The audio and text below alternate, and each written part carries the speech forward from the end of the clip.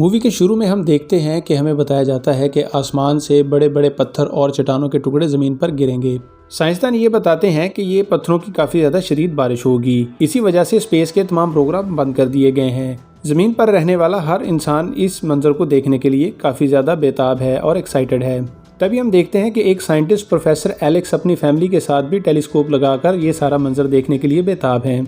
US की laboratory NASA जो कि खलाई स्टेशन को डील करती है, वहाँ पर इनकी हेड मैडी भी इस सारी चीज़ के ऊपर नज़र रखे हुए है।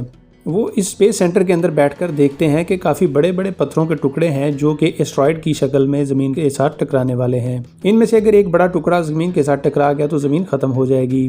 एक और जगह पर हम एक और साइंटिस्ट रोलैंड को देखते हैं जो अपनी गर्लफ्रेंड के साथ टेलीस्कोप लगाकर ये मंजर देखने के लिए एक्साइटेड है। फिर हमें दिखाया जाता है कि अचानक पत्थरों का रुख तब्दील होकर चांद की तरफ मुड़ जाता है। इस बात से साइंटिस्ट काफ़ी ज़्यादा खौफजदा हो जाते हैं क्योंकि ये एक परेशान कुन सूरत हाल है।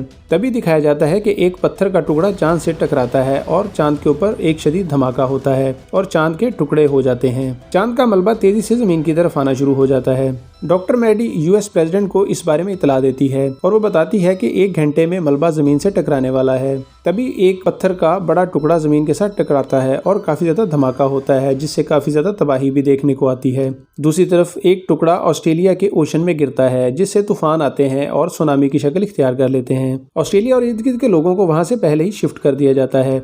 ऑस्ट्रेलिया के प्रेसिडेंट भी दूसरी तरफ साइंटिस्ट के साथ मीटिंग करते हैं और उन्हें बताया जाता है कि चांद ने अपनी जगह तब्दील कर ली है और वो तेजी से ज़मीन की तरफ आ रहा है। अब ज़मीन और चांद के दरमियान सिर्फ 35,000 किलोमीटर का फासला रह गया है जो कि एक खतरनाक सूरत हाल है। इस मीटिंग में ये भी बताया जाता है कि इससे होने वाले क्या क्या नुकसान हो सकते हैं और हम लोग इसके ऊपर किस तरह से काम करके इसको रोक सकते हैं। तभी एक टुकड़ा यूरोप में भी जाके गिरता है। वहाँ पर जंगल में टूरिस्ट की एक टीम बच्चों के साथ वहाँ पर टूर पे आई होती है, लेकिन इस टुकड़े के गिरने के बाद इनके कॉम्पस और इनकी दूसरी डिवाइसेस डिस्टर्ब हो जाती हैं। ये लोग भागकर उस जगह पर आते हैं जहाँ पर एस्ट्रॉयड का एक टुकड़ा गिरा होता है। वहाँ पर ये देखते हैं कि एक गहरा खड्डा बन चुका है। नासा में मैडी की टीम का एक मेंबर रिपोर्ट लाकर देता है कि इसकी वजह से दुनिया भर में जलजला, सैलाब और सुनामी आ रहे हैं। मैडी कहती है कि ये इन चट्टानों के गिरने की वजह से शायद नहीं है। मैडी हेल्प लेने के लिए एलेक्स को कॉल करती है और उसको कहती है कि इस सूरत हाल में हमें तुम्हारी ज़रूरत है, मगर एलेक्स उसको कहता है कि मैं सारा कुछ छोड़ चुका हूँ और अपनी वाइफ के मरने के बाद अपने बच्चों के साथ बड़ा अच्छा वक्त गुजारना चाहता हूँ। और साथ ही उनकी कॉल डिस्कनेक्ट हो जाती है। टीवी के ऊपर इसी वक्त शहर के मुख्तलिफ हिस्सों में अजीब अजीब वाक़यात होने के बारे में बताया जाता है। जगह जगह पर शॉर्ट सर्किट्स हो रहे होते हैं। ऐसा बिजली के डिस्चार्ज होने से होता है। कई जगहों पर आग भी लग जाती है, लेकिन किसी को भी ये समझ नहीं आती कि ये सारा कुछ आखिर क्यों हो रहा है। रोलैंड भी ये सारा कुछ देख रहा होता है और इस सारी सूरत हाल पर उसकी नज़र होती है। रोलैंड यूरोप में रहता है। वो मैडी के साथ राब्ते में था और वो इसके बारे में इंफॉर्मेशन इसके साथ शेयर कर रहा था। इस सारी सूरत हाल पर काम करने की वजह से रोलैंड काफ़ी ज़्यादा परेशान रहता है और वो काफ़ी ज़्यादा मसरूफ़ भी रहता है। रोलैंड की गर्लफ्रेंड इस बात से परेशान होती है और वो इसको कहती है कि तुम मुझे टाइम नहीं दे रहे, मुझे लगता है कि तुम अब मुझसे प्यार नहीं करते। रोलैंड उसे समझाता है और वो कहता है कि परेशान मत हो, मैं थोड़ा सा काम में मसरूफ़ हूँ और हम लोग बहुत जल्द शादी कर लेंगे। रोलैंड जंगल में उसी जगह पर पहुंचता है जहां पर एस्ट्रॉयड का टुकड़ा गिरा था।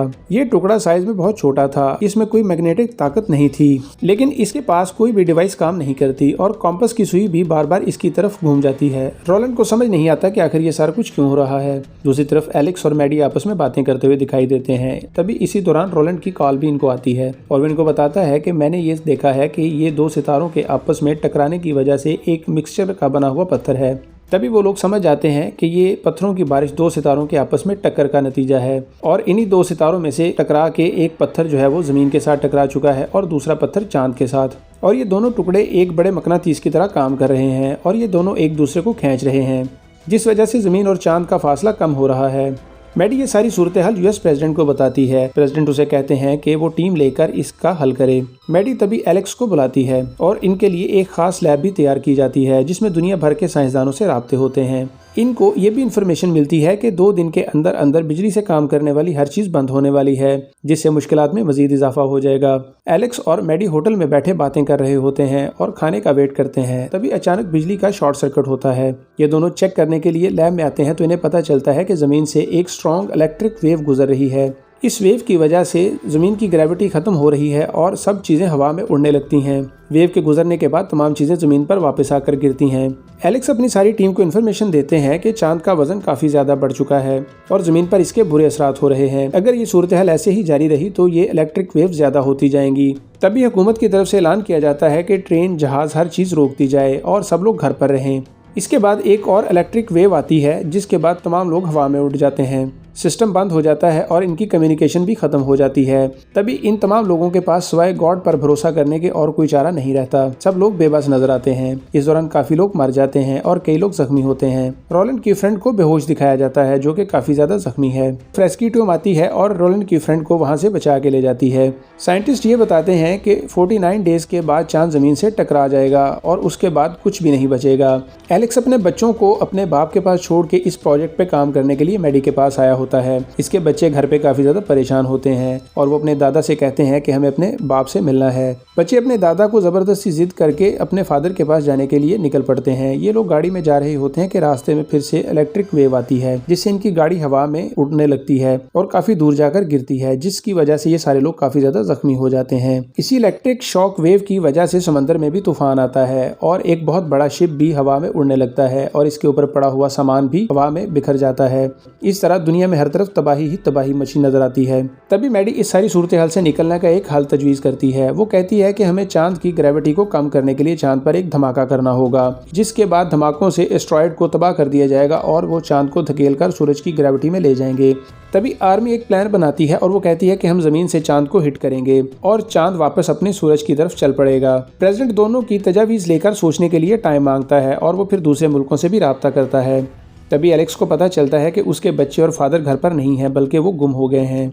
इस वक्त सारी दुनिया को पता चल जाता है कि वो कुछ दिनों के बाद ख़त्म होने वाले हैं और सारी दुनिया चंद दिन की मेहमान है और लोग प्रोटेस्ट करते हैं कि इनकी गवर्नमेंट इनको कुछ भी ठीक तरीके से नहीं बता रही। तभी प्रेसिडेंट फैसला करते हैं कि आर्मी वाले प्लान को अमल किया जाएगा। तभी हम देखते हैं कि एक रॉकेट चलता है और सब लोग देखते हैं। ज़मीन पर लोग इसकी कामयाबी के लिए दुआएं करते हैं। रॉकेट उसी जगह पर जाकर हिट होता है और एक जोरदार धमाका होता है, जिसके बाद चांद के टुकड़े होते हैं। लेकिन सूरत हाल मजीद खतरनाक हो जाती है, क्योंकि इस धमाके के बाद चांद मजीद ज़मीन के करीब आने लगता है और इसकी रफ्तार में तेज़ी आ जाती है।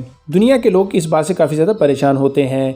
साइंसदान ये बताते हैं कि अब सिर्फ 5 दिन रह गए हैं। तभी ये फैसला किया जाता है कि मैडी के प्लान पर अमल किया जाएगा। एलेक्स इनको बताता है कि हमें चाहिए कि हम चांद को मैग्नेटिक कर दें, जिससे चांद और एस्ट्रॉयड आपस में एक दूसरे से अलहदा हो जाएंगे और वो एक दूसरे को दूर धकेलेंगे और चांद सूरज की ग्रेविटी में वापस चला जाएगा और सब कुछ नॉर्मल हो जाएगा। इसके लिए हमें चांद पर एक डिवाइस फिट करनी होगी, जिससे चांद खुद एक मैग्नेट बन जाएगा और ये दोनों मैग्नेट एक दूसरे को दूर धकेलेंगे। इसके लिए चांद पर भेजने के लिए एक डिवाइस की तैयारी की जाती है। ये डिवाइस तैयार होने के बाद मिसाइल के जरिए चांद पर भेजी जाती है और इसके साथ कुछ लोगों को भी भेजने का फैसला किया जाता है, जिससे पूरी दुनिया से माहिर लोगों की एक टीम तैयार की जाती है। प्रेसिडेंट इस काम के लिए रोलैंड एलेक्स को वहां पर भेजने का फैसला करते हैं और इनके साथ 2 और हवाबाज भी भेजे जाएंगे। तभी हम देखते हैं कि एलेक्स, रोलैंड और मैडी काफ़ी ज़्यादा परेशान है, क्योंकि ये खतरनाक मिशन पर जाने वाले थे। एलेक्स मैडी को कहता है कि इसके बच्चों को तलाश करके इसे अपने पास हिफाजत में रखे। रोलैंड की फ्रेंड को जब ये सारा पता चलता है तो वो काफ़ी ज़्यादा बुरा महसूस करती है। तभी वो काफ़ी जज्बाती होकर एक दूसरे के गले लगकर रोते हैं। रोलैंड और एलेक्स को यूरोप लाया जाता है और इस मिशन पर जाने की तैयारी की जाती है। इनके साथ 2 और लोगों को भी वहाँ पर भेजा जाएगा। तभी हम देखते हैं कि एलेक्स के फादर की तबीयत काफ़ी ज़्यादा ख़राब है और वो अपने बच्चों को गुड बाय कहते हैं और वो कहते हैं कि अब उनका आखिरी वक्त आ चुका है। तभी बच्चे अकेले रह जाते हैं और इनके ग्रैंडफादर की डेथ हो जाती है। तभी एक आदमी इनको शहर तक आने के लिए लिफ्ट देता है और वो इनको लेके शहर में ड्रॉप करता है। रोलैंड, एलेक्स और इसके साथ 2 और लोग चांद पर जाकर लैंड करते हैं और वहां पर मुनासिब जगह देकर अपना सामान सेट करने लगते हैं। जमीन पर मैडी को एलेक्स के बच्चे मिल जाते हैं और वो एलेक्स को इन्फॉर्म करती है, जिसे जानकर एलेक्स काफी ज्यादा खुश होता है और वो वीडियो कॉल पर अपने बच्चों से बात भी करता है। ये लोग चांद पर अपना काम शुरू कर देते हैं। इनके पास अब सिर्फ 6 घंटे का टाइम बचा है। तभी इन्हें पता चलता है कि इनकी डिवाइस की बैटरी खराब है और इसे बदलने में कम से कम 5 घंटे लगेंगे। ये लोग तेजी से इसके ऊपर काम शुरू कर देते हैं। तभी वो फैसला करते हैं कि हम में से 2 लोग जाके चांद को स्कैन करें, ताकि ये फैसला किया जा सके कि डिवाइस को किस जगह पर फिट करना है, जिससे इनका मकसद पूरा हो सके। चांद को स्कैन करने के लिए रोलैंड और एक और साइंटिस्ट लड़की जो इनके साथ वहां पर गई होती है, वो दोनों चले जाते हैं। हर गुजरते हुए वक्त के साथ इनके लिए मुश्किलात में इजाफा हो रहा है। दुनिया भर के लोग इनके लिए दुआएं करते हैं कि इनका मिशन कामयाब हो जाए। लोग अपनी जिंदगी के आखिरी दिन को एंजॉय करते नजर आते हैं। काफी कोशिश के बाद ये लोग बैटरी चेंज कर लेते हैं, लेकिन इनके लिए हालात काफी ज्यादा खराब हो चुके हैं। तभी रोलैंड रोलैंड वाला स्पेसशिप जो चांद को स्कैन करने के लिए निकला था वो भी एक बड़े पत्थर से टकरा जाता है और इनका जमीन से राब्ता खत्म हो जाता है और लड़की इससे बाहर गिर जाती है। रोलैंड इसको बचाने की काफी कोशिश करता है लेकिन वो गिर के मर जाती है। तभी रोलैंड और एलेक्स का राब्ता होता है और वो अपनी सारी खराबी के बारे में बताते हैं। इनके पास सिर्फ अब 10 मिनट बचे हैं। काफी कोशिश के बाद इनका जमीन से राब्ता बहाल हो जाता है और टारगेट सेट करने के बाद इनको जमीन से रॉकेट को लॉन्च करने का कहा जाता है। चांद पर मौजूद बाकी 3 लोग जो जिंदा हैं इन्होंने अपना काम खत्म कर लिया है। काम खत्म होने के बाद ये लोग वापसी की तैयारी करते हैं। तीसरा साइंटिस्ट जो जिंदा बचा है वो रोलैंड के बगैर ही वापसी का कहता है लेकिन एलेक्स इसको मना कर देता है। वो कहता है कि रोलैंड के बगैर हम लोग वापस नहीं जाएंगे।